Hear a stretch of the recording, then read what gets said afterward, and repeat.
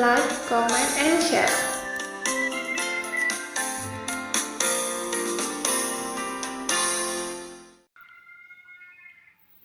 Hi millennials, welcome back. In this second video, I'm just going to give you a couple of examples of how the adjective clauses may appear on the TOEFL test. So without any further ado, let's do the first number. Cable cars are moved by cable, blank underground and are powered by stationary engine. Nah, kita langsung analisa kalimatnya. Di sini ada cable cars yang merupakan subjek daripada kalimat, and then are moved, ada verb di sini, kemudian blank, underground, and are powered. Nah, di sini ada kata are powered.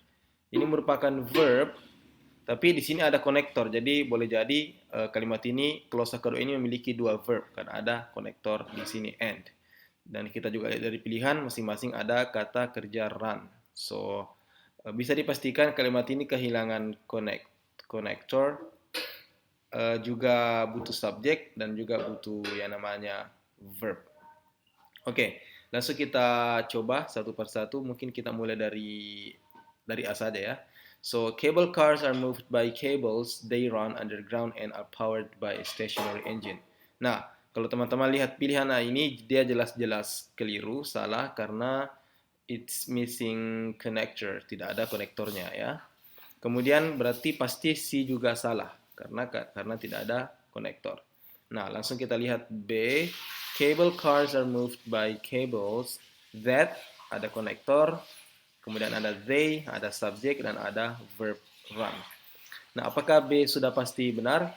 Tunggu dulu ya, karena kelihatannya ada sesuatu yang tidak dibutuhkan di pilihan B ini. Perhatikan, cable cars are moved by cables. Kereta gantung, ini semacam kereta yang pakai kabel ya. Kereta gantung digerakkan oleh kabel-kabel yang mereka beroperasi di bawah tanah dan disuplai tenaganya oleh mesin ya. Nah, perhatikan teman-teman, dari kalimat ini sepertinya kita tidak membutuhkan subjek they. Kenapa? Karena they ini cenderung repetitif, cenderung redundant atau berulang karena hal yang dibicarakan di klausa pertama, cable cars are moved by cables, dengan di klausa kedua setelah that, they run, adalah hal yang sama, yakni cable cars. Nah, kalau seperti itu kasusnya, maka kita tidak butuh lagi subjek. Konektor that ini harusnya berfungsi juga sekaligus sebagai subjek. So, jawaban yang benar adalah D. So, kalimatnya menjadi cable cars are moved by cables that run underground and are powered by stationary engine. Jadi, kereta gantung adalah digerakkan oleh kabel-kabel yang that yang bergerak di bawah tanah dan disuplai tenaganya oleh sebuah mesin. Nah, jadi di sini that lagi-lagi that berfungsi sekaligus sebagai subjek. Dia adalah konektor yang berfungsi juga sebagai subjek di klausa kedua kita. Kemudian muncul langsung verbnya.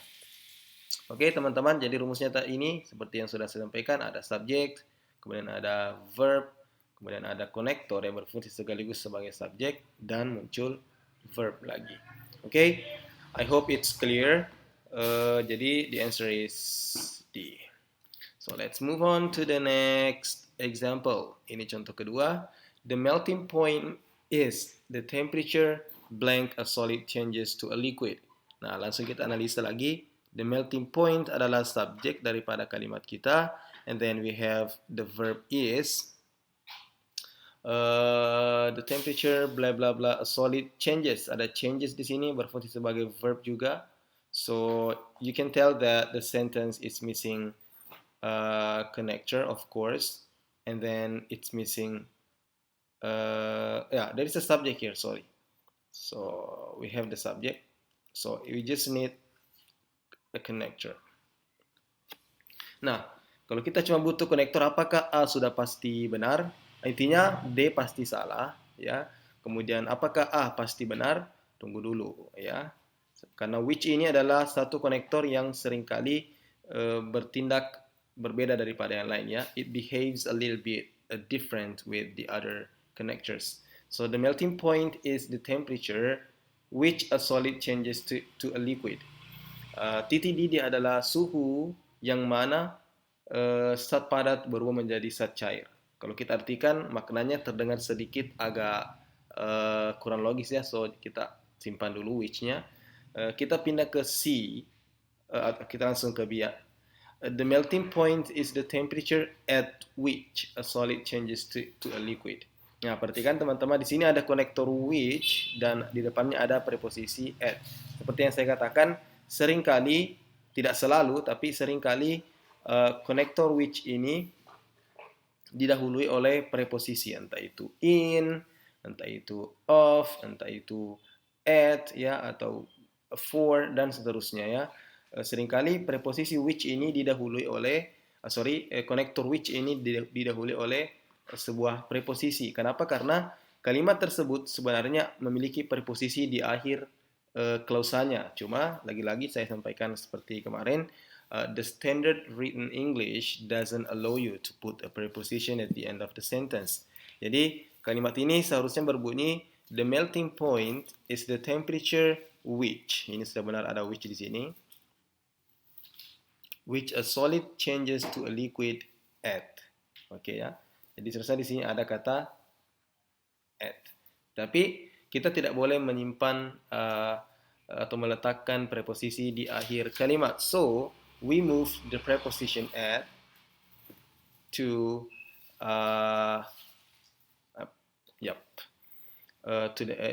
we moved it to the middle of the sentence. So the melting point is the temperature at which a solid changes to a liquid. So the answer is B. C salah karena konektornya preposisinya muncul setelah konektor, which is wrong. And then A berarti A juga salah. Kenapa? Karena maknanya yang kurang tepat.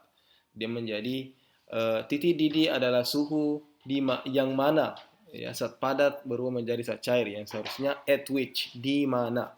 So the melting point is the temperature at which, di mana a solid, zat padat changes, berubah menjadi zat cair.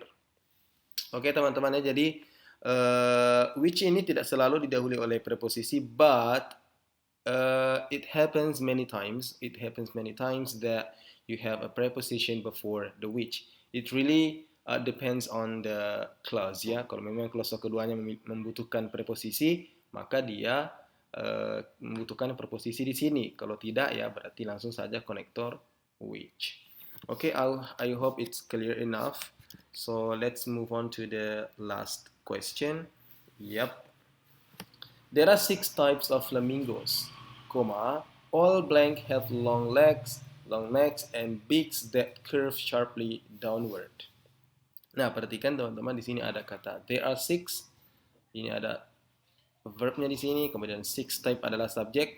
Ingat kemarin ya, ini terbalik, verb dulu baru subjek. Kenapa? Karena di sini ada there. Ini there adalah expletive, hanya introductory item, memperkenalkan subjek dan verbnya. Jadi ini clause pertama, ada 6 jenis flamingo, all blank have long legs. Semuanya have ada verb, long legs, long necks, and beaks that curve sharply downward. Ini di belakang ini kita abaikan saja, terlalu panjang. Kita belajar untuk mengefektifkan sebuah kalimat. Nah, perhatikan di sini ada koma, and then di sini ada koma. Ini juga sering, model seperti ini sering muncul di adjective clause. Jadi adjective clause itu seringkali juga berada di antara dua buah koma. Oke, langsung kita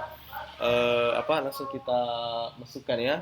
Jadi kalau kita pilih jawaban A, there are 6 types of flamingos. Kemudian all of them have long legs, long necks, bla bla bla. Nah, A ini bisa saja benar seandainya di sini bukan koma. Ya, kalau di sini adalah full stop atau titik, maka all of them ini sudah benar. Jadi kita punya dua kalimat. Kalimat pertama, there are 6 types of flamingos, titik.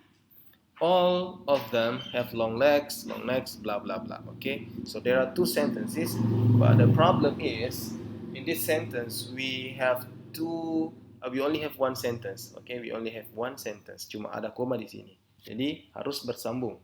So A salah. Kemudian kalau kita masukkan sama dengan ini, D juga salah. All they have long legs. Ini juga harus terpisah kalimatnya. Kemudian kalau kita pilih that, there are 6 types of flamingos. All that have long legs. Ini kurang tepat menjadi apa?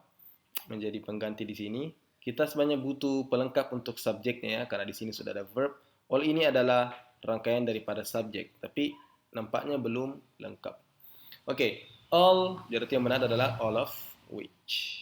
Yang benar adalah all of, karena A, B, D salah, maka yang pasti benar adalah C. Nah, teman-teman, structure seperti ini sering kali muncul di soal-soal yang melibatkan adjective clause, di mana muncul kata-kata quantity ya, ada quantity atau kata yang menunjukkan kuantitas jumlah, kemudian ada of, kemudian ada connector. Ya. Seperti ini ada quantity all, kemudian ada of-nya, kemudian ada konektornya. Jadi maksudnya itu all of which maksudnya yang kesemuanya, ya, yang kesemuanya itu memiliki kaki yang panjang, leher yang panjang, paruh yang panjang, yang melengkung ke bawah. Ya. Jadi ada 6 jenis burung flamingo yang mana kesemuanya ya, all of which artinya all of which, yang mana kesemuanya itu maksudnya kesemua jenis-jenis itu memiliki bla bla bla. Oke, jadi ini sering sekali muncul quantity, of, dan connector. Saya berikan contoh yang lain ya. Nah, ini seperti kalimat di bawah ini. He met with 2 advisors. Oke, dia menjumpai dua penasehat. Both of whom. Jadi kita pakai whom karena dia adalah advisors, dia adalah orang. Kemudian kenapa kita gunakan both? Karena dua ya. Two. Both of whom maksudnya keduanya. Jadi dia menemui dua penasehat yang keduanya dia telah ketahui bertahun-tahun, selama bertahun-tahun. Jadi di sini pakai ada both, dia adalah quantity. Yap, dia adalah quantity, kemudian ada of, kemudian ada connector. Both of whom. Sampai dengan contoh yang berikutnya. I read a number of articles, most of which, maksudnya di sini, saya membaca sejumlah artikel, most of which, yang hampir kesemuanya, ya, yang hampir semuanya most atau yang kebanyakan. Kenapa kita pakai which? Karena di sini adalah benda, articles. Most of which were very useful. Yang mana kesemuanya atau yang mana sebagian besar sangat useful, sangat bermanfaat.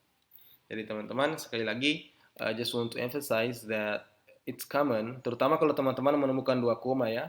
Jadi kalau biasanya ada 2 koma di sini di upit, maka seringkali modelnya seperti ini di sini. Ya, ada quantity, ada kuantitas, kata-kata yang menunjukkan kuantitas, all, mungkin both, 2, atau mungkin most, mungkin kebanyakan, atau mungkin some, ya, mungkin some of which, ya. Kemudian muncul of, kemudian muncul connector. Okay, so I think that should be all about our examples. Ini yang bisa saya berikan contoh-contoh untuk teman-teman. Semoga jelas ya. Of course, if you have any questions about the adjective clause, you can always ask us on our WhatsApp group. Thank you for watching. You can learn anytime, anywhere. Mr. Hendra, out.